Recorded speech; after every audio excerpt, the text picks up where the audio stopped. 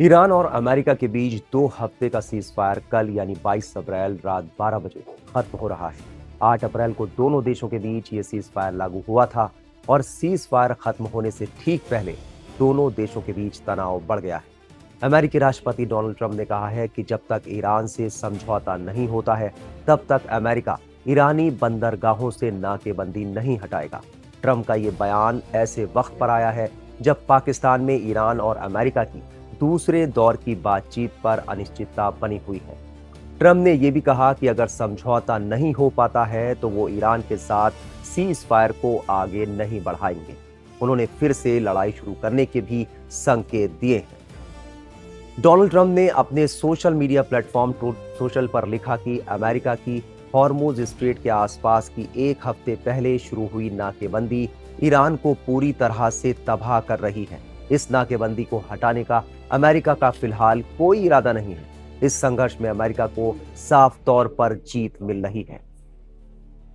Donald Trump ने कहा है कि अगर बुधवार शाम को सीज फायर की समय सीमा खत्म होने तक कोई समझौता नहीं हुआ तो बहुत सारे बम फिर से गिरने लगेंगे। उन्होंने कहा कि अगर दोनों पक्ष किसी समझौते पर पहुंचने में नाकाम रहे तो लड़ाई तुरंत फिर से शुरू हो सकती है।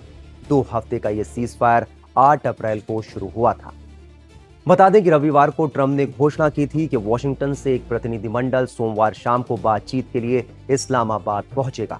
हालांकि अभी तक बातचीत पर स्थिति साफ नहीं हो सकी है। इस्लामाबाद वार्ता पर डोनाल्ड ट्रंप ने कहा है कि ईरान के साथ बातचीत होनी चाहिए। दूसरी ओर ईरान के विदेश मंत्रालय ने कहा है कि बातचीत में शामिल होने की फिलहाल कोई योजना नहीं है।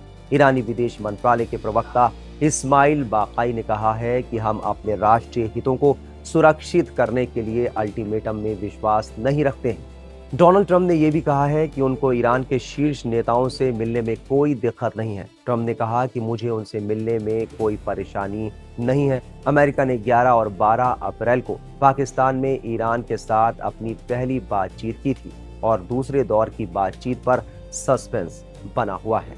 जानकारों की माने तो अमेरिका और ईरान में डील होना काफी मुश्किल दिखाई दे रहा है, क्योंकि दोनों देश अपनी अपनी शर्तों पर अड़े हुए हैं और उधर ट्रंप की तीखी बयानबाजी और धमकियों का दौर थम नहीं रहा।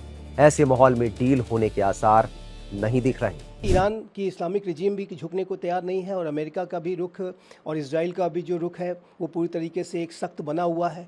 तो ऐसे में राष्ट्रपति डोनाल्ड ट्रंप ये ज़रूर कह रहे हैं कि वो इस्लामाबाद जा सकते हैं, लेकिन मेरे असेसमेंट के मुताबिक उनका ये जो बयान है वो बातचीत की प्रक्रिया को आगे बढ़ाने के संदर्भ में जो एक सकारात्मक वातावरण को निर्माण करने का जो प्रयास है अमेरिका के राष्ट्रपति की तरफ से, उसके तहत उन्होंने दिया है।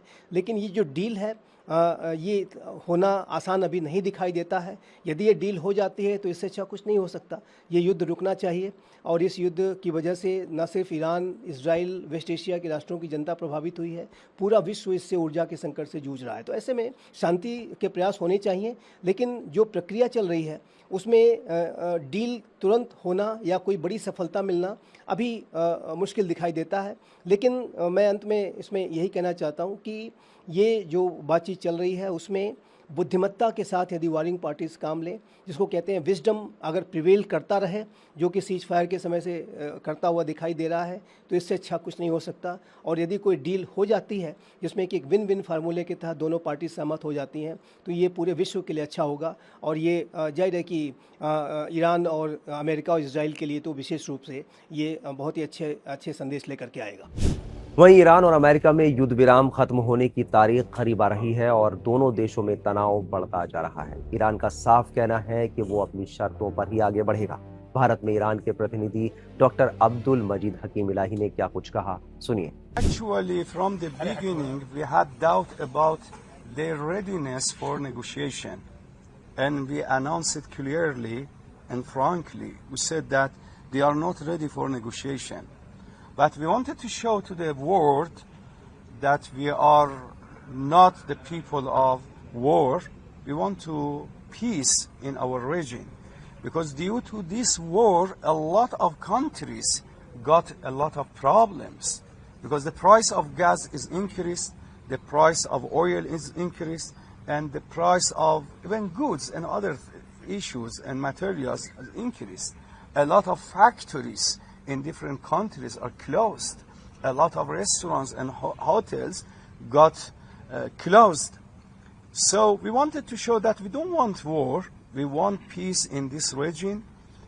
And we went for negotiation, and our spokesperson of parliament, Dr. Ghalibaf, from the beginning said that there is no trust on other side, but we go, and we understood that they are not ready for negotiation. Now also we say that they want to get something which they couldn't get it through war, but they want to get it through negotiation. And I'm sure that they will not get it. Iran is very, very strong, and Iran is ready to defend itself. Iran is ready to defend its dignity. Iran is ready to defend its humanity, freedom, and justice. I'm sure that Iran never, as they want, is submit itself as unconditional surrender, which they mention it. बता दें कि 28 फरवरी को America और Israel ने joint operation के तहत Iran पर हमला किया था, जिसमें ईरान के supreme leader ayatollah Syed Ali Khamenei मारे गए थे। उसके बाद ईरान ने इजराइल पर घातक हमले किए। मिडिल ईस्ट के देशों में ईरान ने अमेरिकी सैन्य अड्डों को निशाना बनाया। अमेरिका को अंदाजा नहीं था कि ईरान के साथ वो युद्ध में इस हद तक उलझ जाएगा। नौबत यह आ गई कि अमेरिका को बातचीत के लिए टेबल पर आना पड़ा और सीज फायर का ऐलान करना पड़ा। तो अमेरिका और इजराइल से जुड़ा जो भी अपडेट होगा वो हम आपको लगातार देते रहेंगे। देश दुनिया की तमाम खबरों के लिए आप बने रहिए टाइम्स नाउ ऑफ भारत के डिजिटल प्लेटफॉर्म के साथ।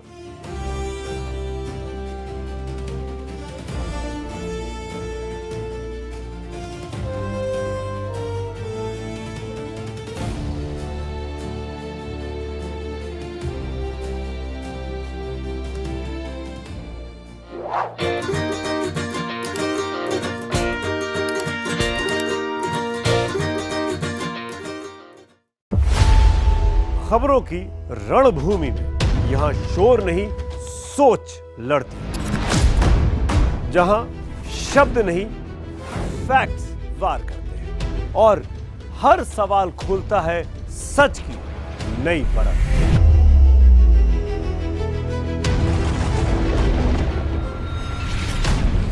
चक्रव्यूह आपके अपने सुमित अवस्थी के साथ सोमवार से शुक्रवार शाम 6:57 पर टाइम्स नाउ नव भारत पर।